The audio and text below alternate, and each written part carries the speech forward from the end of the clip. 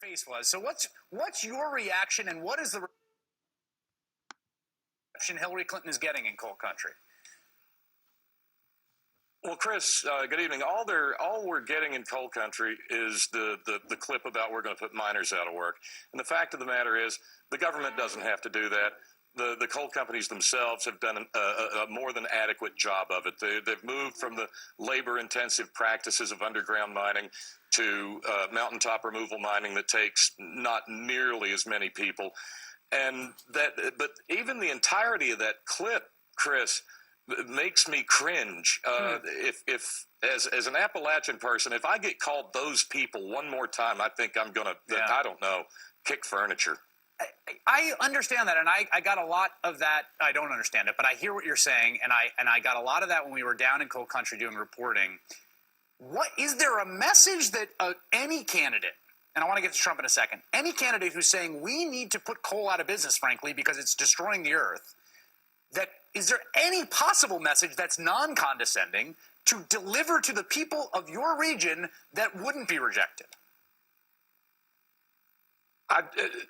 I think there's a way to do it in a non-condescending fashion, Chris, but we do sooner or later here in central Appalachia have to come to grips with our own reality. And a lot of that has to do with the fact that we have been mined for 125 years, and the little elves under the ground just aren't going to make any more coal. We're largely mined out. What they're going after now are seams that they can blast away, and our heritage of 100-man crews or 30-person crews is just not coming back. And that's business. That's not government. That's a corporate model. That's what we're seeing with these bankruptcies with Peabody and Arch and Alpha Natural Resources. They're retooling for a leaner, meaner coal mining approach. So then let me ask you this. And that's the hard reality we really need to face here. But so, okay, and I, again, having talked to some folks down there and been in regular contact with some folks down there, I mean, people know what the score is. They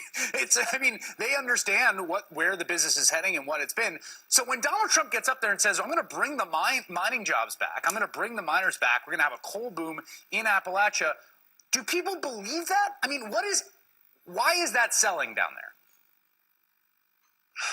The people here will clutch at any straw that has a semblance of hope to it.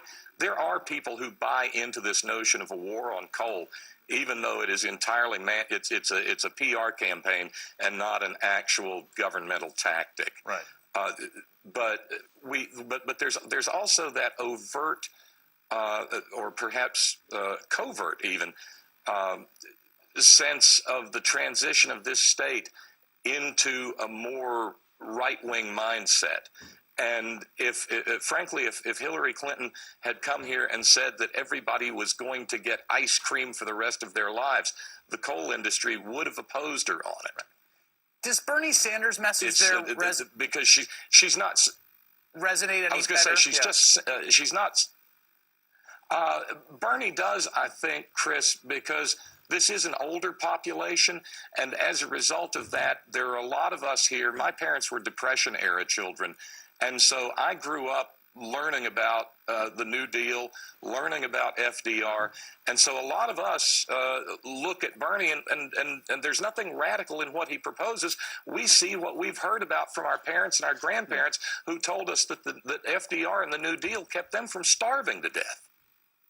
All right, Bob Kincaid from Appalachia, one of the best voices coming out of that part of the country. It's always a pleasure to have you on. Thank you. My pleasure, Chris. Thank you.